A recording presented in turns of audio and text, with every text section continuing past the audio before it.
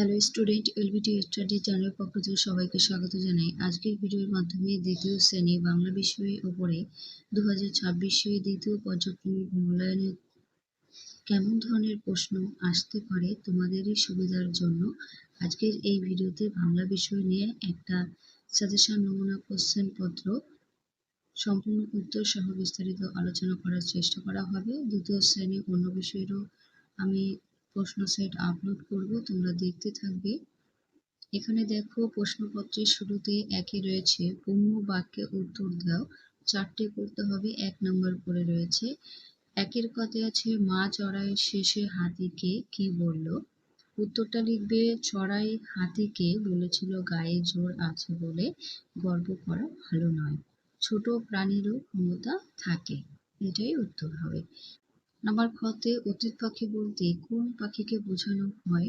এই উত্তরটা এখানে লিখেছে। আরেকটা উত্তর দেখে নাও, একটু ডিটেলসে বলা রয়েছে, যারা ঋতু পরিবর্তনের সাথে সাথে আসে এবং শীত ঋতুর পরে অর্থাৎ ঋতু পার করে আবার নিজেদের দেশে ফিরে যায়। নাম্বার গতে বুদ্ধির পরীক্ষা গল্পে বড় ছেলে কি কিনে আনলো। বড় ছেলে খড় কিনে এনেছিল। ঘতে রোদকে কোথায় ঝিকিমিকি করতে দেখা যায়। রোদকে ঘাসের বুকে ঝিকিমিকি করতে দেখা যায়। আমি প্রশ্নের উত্তরগুলো লিখে দেবো না, মুখে বলবো, তোমরা প্রত্যেকে নোট ডাউন করে নেবে। 2 দাগে শূন্যস্থানে সঠিক শব্দ বসাতে হবে। এগুলো 4 নম্বর রয়েছে। 2 এর কথে আছে গ্রামের সকল শিশু ড্যাশ যায়, পাঠশালে যায় হবে। খতে ড্যাশ থাকার আনন্দ অনেক, একসাথে থাকার আনন্দ অনেক। ঘতে বেলুন বাড়ির কোনো সীমাই থাকে না। উত্তরটা হবে সীমাই। ঘতে গাছে গাছে কবিতায় মোট কটি ফলের নাম আছে। এখানে হবে 10টি ফলের নাম আছে। আমি আবার বলছি, উত্তরগুলো লিখে দেবো না, মুখে বলে দিচ্ছি, প্রত্যেকে লিখে নেবে খাতায়। 3 দাগে সঠিক বর্ণ বসিয়ে শব্দ তৈরি করবে। এখানেও 3 নম্বর রয়েছে।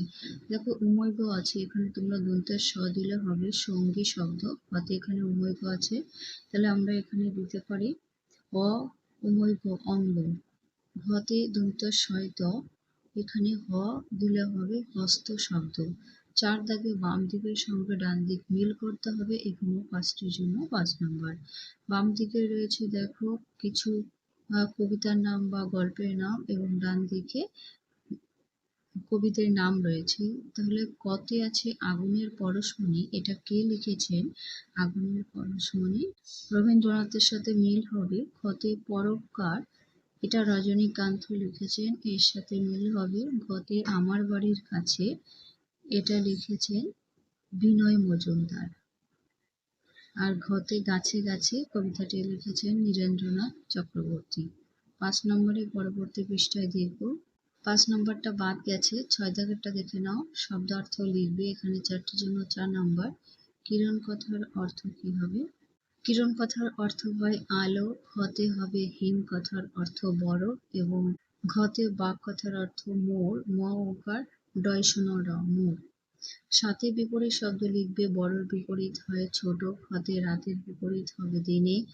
গতে রয়েছে দুর্বলের বিপরীত সবল, আর ঘতে আছে ভয়ের বিপরীত সাহস। 8 দাগে বাক্য রচনা করবে। 4টির জন্য 4 নম্বর থাকছে।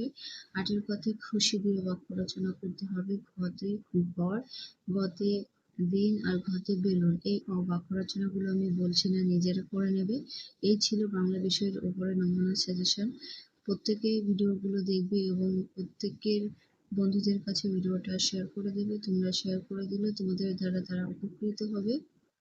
আমি কয়েকটা এরকম ধরনের কোশ্চেন প্যাটার্ন সলভ করতে থাকবো, প্রত্যেকেই তোমরা দেখতে থাকো।